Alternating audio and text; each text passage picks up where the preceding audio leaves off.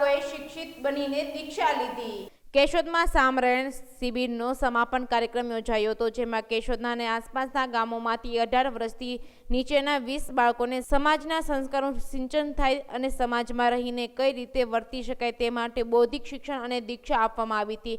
બાદ ભીમ સેવક ભીમા બાપા રાવલિયાની 14મી પુણ્યતિથિ નિમિત્તે સામરણ શિબિર સમાયન મહાસભા આયોજિત કરવામાં આવી હતી, જેમાં મોટી સંખ્યામાં બૌદ્ધિક ભાઈઓ બહેનો ઉપસ્થિત રહ્યા હતા। સમાપન કાર્યક્રમમાં આમંત્રિત ઉદ્ઘાટન તરીકે ભારતીય સંવિધાનના ઘડવૈયા ડોક્ટર બાબા સાહેબ આંબેડકરના પૌત્ર ભીમરાવ આંબેડકર ઉપસ્થિત રહ્યા હતા।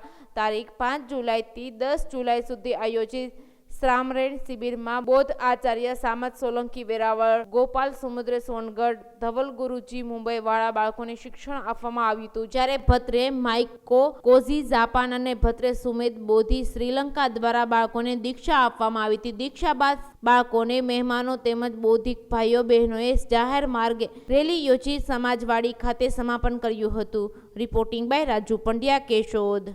मैं Bhimrao Yashwantrao Ambedkar Buddhist Society of India का वर्किंग प्रेसिडेंट हूँ।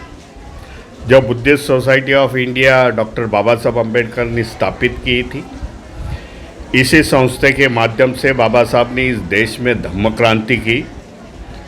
14 अक्टूबर 1956 में कई लाख लोगों को लिए नागपुर की दीक्षा भूमि से बौद्ध धम्म की दीक्षा दी।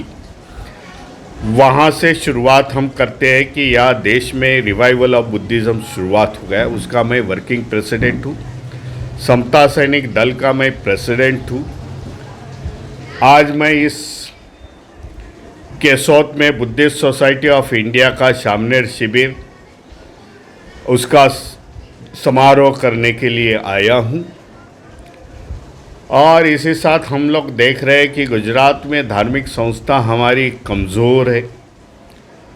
वो संस्था को बढ़ावा देने के लिए, बुद्धिज़्म की यहाँ बढ़ोतरी करने के लिए यह हमारा आने वाले समय में प्रयास रहेगा, क्योंकि हमने देखा कि बाबा साहब अम्बेडकर को मानने वाले ये गुजरात स्टेट में कई लोग हैं जो शेड्यूल कास्ट, शेड्यूल ट्राइब, वंचित समाज से बिलोंग करते हैं, लेकिन आज तक उनको धार्मिक प्लेटफॉर्म नहीं मिला, यहाँ तक हम लोग पहुँचे नहीं।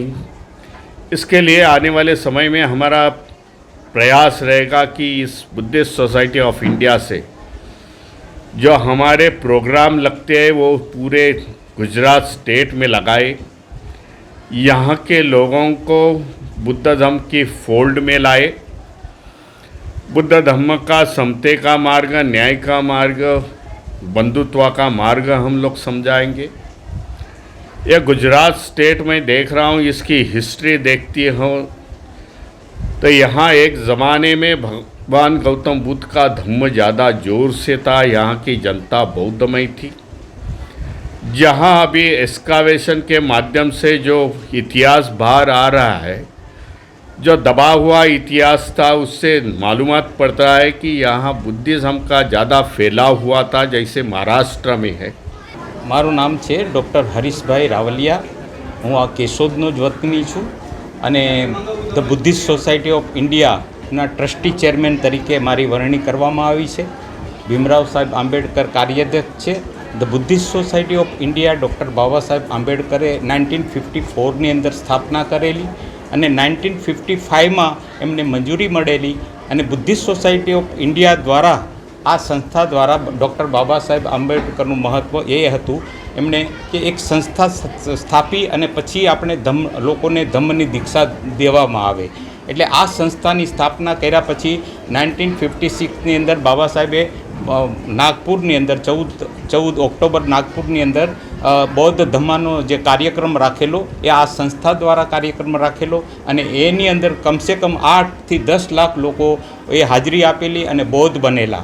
બાબા સાહેબ ત્યારે એમણે બાબા સાહેબે વાત કરી કે આ ભારતને હું બૌદ્ધમય બનાવીશ અને આ બૌદ્ધમય બનાવવાનું બાબા સાહેબનું એક સ્વપ્ન હતું અને બાબા સાહેબની એક ઈચ્છા હતી કે ભારત જો બૌદ્ધમય બનશે તો વિશ્વના ઇતિહાસમાં એક નામ શરૂ કરી શકે, કારણ કે બુદ્ધનો ધમ્મ એવો છે, આ જીવન જીવવાની કળા છે, જીવન જીવવાની એક પદ્ધતિ છે અને બુદ્ધનો ધમ્મ એ આખા વિશ્વમાં એટલા માટે ફેલાય. જો બાબા સાહેબે શિક્ષિત થવાની વાત કરી, જે લોકો શિક્ષિત થશે એ લોકો બૌદ્ધનો ધર્મ જરૂર અપનાવશે. એનું કારણ છે કે હું અત્યારે બીજા વિશ્વના અલગ અલગ દેશોમાં જાઉં છું ત્યારે મને જોવા મળે છે કે જે ક્રિશ્ચિયન લોકો છે જે પોતાના ચર્ચમાં જતા હતા એ અત્યારે ચર્ચમાં જવાનું બંધ કર્યું છે. અને મેં જોયું છે કેટલા બધા ચર્ચ એવા પણ છે કે જ્યાં બુદ્ધની મૂર્તિ મૂકવામાં આવે છે ત્યાં ઈસુની મૂર્તિને હટાવી અને હવે બુદ્ધની મૂર્તિ મૂકવામાં આવે છે. એટલે બુદ્ધનો ધમ્મ જેમ જેમ લોકો સમજતા થયા છે એમ બુદ્ધનો ધમ્મ જે એ છે ફરી વિશ્વની અંદર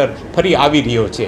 અને આપણે ભારતની અંદર પણ જોઈએ કે તમે સોશિયલ મીડિયાની અંદર ને બધી વાતો તમે સાંભળશો તો તમને બુદ્ધ સિવાય બીજું મળશે નહીં.